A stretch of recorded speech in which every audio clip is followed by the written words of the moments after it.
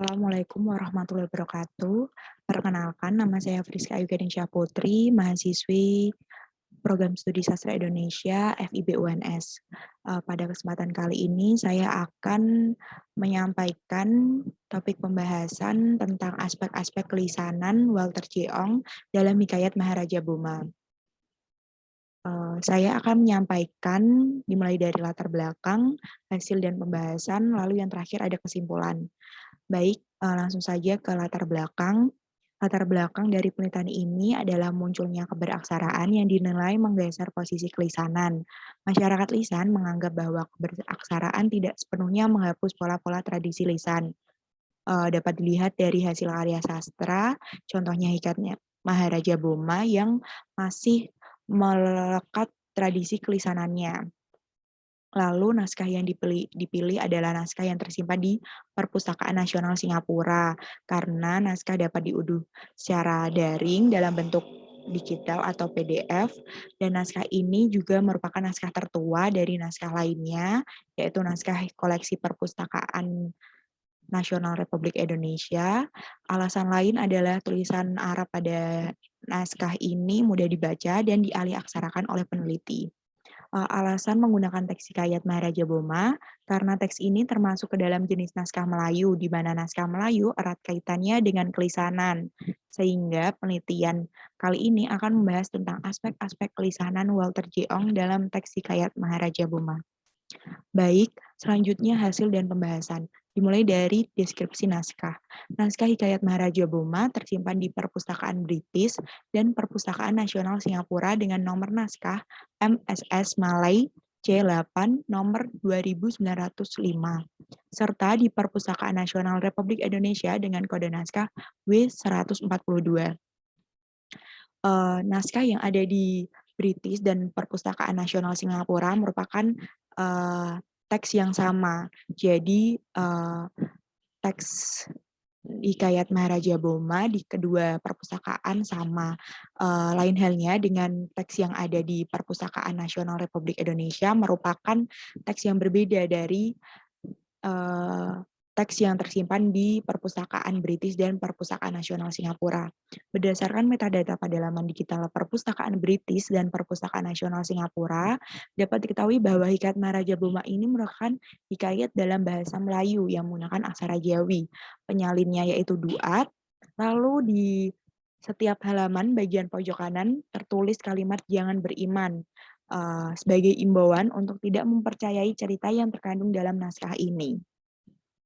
Hal lain juga diinformasikan di dalam metadata, yaitu cerita ini aslinya berbahasa Keling atau bahasa India, kemudian diterjemahkan ke bahasa Jawa, lalu diterjemahkan ke dalam bahasa Melayu.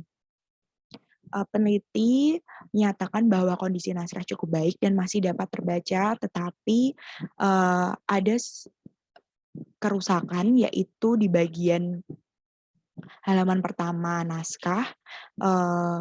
Kerusakan ini karena bagian tulisan yang hilang tidak terbaca, sehingga upaya pelindungan naskah atau konservasi naskah dilakukan dengan cara menambal kertas baru dan menulis kembali huruf-huruf Arab dari tulisan asli yang masih dapat terbaca.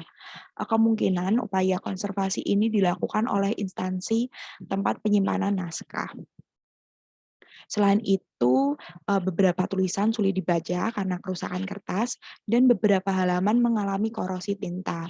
Naskah Hikayat Maharaja Boma ini ditulis pada kertas Cina atau kertas buatan Cina, berjumlah 139 halaman yang terdiri dari 127 halaman tertulis, 9 halaman kosong, dan 3 halaman sampul kulit merah.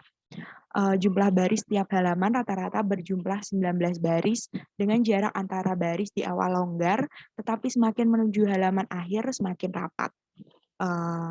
Jenis tulisan yang digunakan dalam hikayat ini adalah aksara Jawi atau Arab Melayu dengan jenis huruf kat Farisi. Baik, pembahasan selanjutnya adalah pembahasan utama, yaitu aspek-aspek kelisanan Walter J. Ong yang terdapat dalam Hikayat Maharaja Boma. Yang pertama, ditemukan konsep aditif alih-alih subordinatif. Di PPT yang ditampilkan sudah ada kutipan dari teks Hikayat Maharja Boma yang menggunakan kata dan sebagai penambahan atau penggambaran dua ide, yaitu di bagian Batara Basanu sebelah utara dan Kahyangan Batara Brahma sebelah selatan. Dua tokoh tersebut bernama Batara Basanu dan Batara Brahma yang tinggal di sebuah kahyangan berbeda. Kahyangan di sebelah utara merupakan tempat tinggal Batara Basanu, sedangkan kahyangan sebelah selatan adalah tempat tinggal Batara Brahma. Jadi kata dan itu sebagai penambahan atau penggambaran dua ide. Selanjutnya ditemukan konsep berlebih-lebihan atau panjang lebar.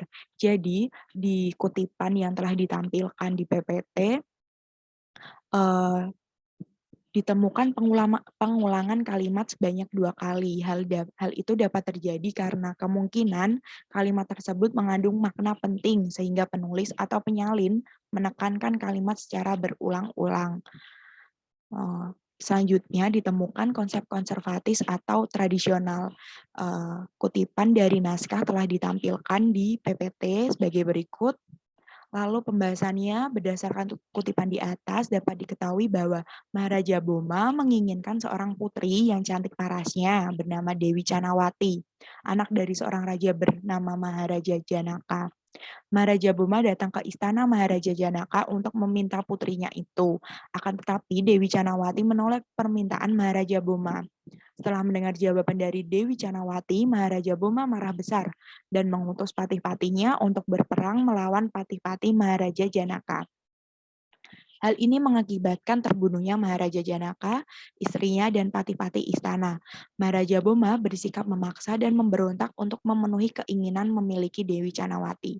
Cerita tersebut menggambarkan bagaimana situasi di zaman dahulu, khususnya di wilayah pedesaan, di mana masih banyak pernikahan melalui perjodohan atau persetujuan dari satu pihak saja. Seorang perempuan zaman dahulu memang identik dengan dijodohkan orang tua mereka untuk masalah memilih suami sebagai pasangan hidup. Meskipun dalam cerita di atas pernikahan tidak terjadi, akan tetapi apa yang dirasakan Dewi Canawati mungkin sama halnya dengan seorang perempuan yang dipaksa menikah dengan orang yang tidak dicintainya. Lalu ditemukan juga konsep dekat dengan kehidupan manusia sehari-hari. Seperti kutipan yang telah ditampilkan, Batara Kesna adalah seorang raja yang memiliki 3 orang istri. Hal ini sangat dekat dengan kehidupan manusia sehari-hari, di mana seorang raja pasti memiliki lebih dari 1 orang istri. Selain itu, dalam sebuah karya sastra yang mengangkat cerita tentang kerajaan dan memiliki tokoh seorang raja, mayoritas raja tersebut menikahi perempuan lebih dari 1 untuk dijadikan istrinya. Karya sastra tersebut telah berkembang dan tersebar luas di masyarakat sehingga dekat sekali dengan kehidupan manusia sehari-hari. Yang kelima, ada konsep empatis dan partisipatif alih-alih berjarak secara objektif. Kutipan dari teks Hikayat Maharaja Boma telah ditampilkan yang menunjukkan bahwa penulis atau penyalin menempatkan pembaca seolah-olah ikut serta dalam dimensi yang sama dengan penulis atau penyalin, baik dimensi ruang maupun waktu. Penulis atau penyalin teks mengikut sertakan pembaca seolah-olah mereka sedang bercerita bersama, meskipun antara penulis dan pembaca sebenarnya berada di masa yang berbeda. Hal itu dapat dilihat dari kata al-kisah seperti orang bercerita, seperti itu. Yang keenam atau yang terakhir, ada konsep homeostatis.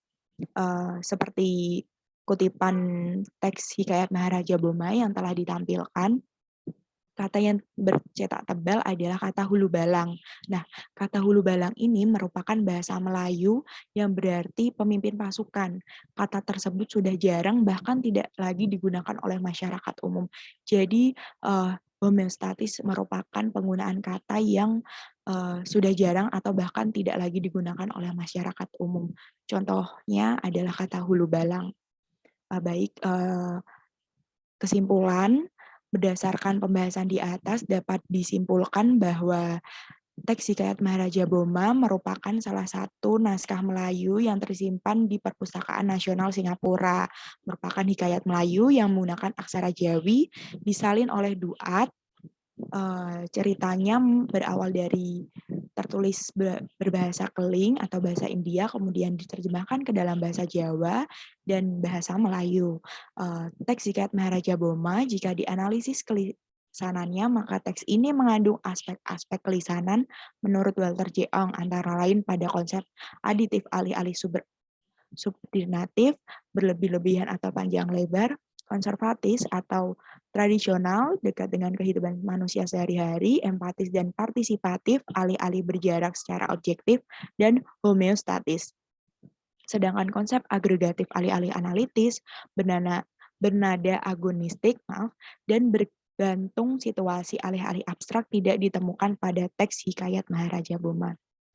Baik, sekian presentasi dari saya mengenai aspek-aspek kelisanan Walter J. Ong dalam naskah Hikayat Maharaja Boma. Terima kasih. Wassalamualaikum warahmatullahi wabarakatuh.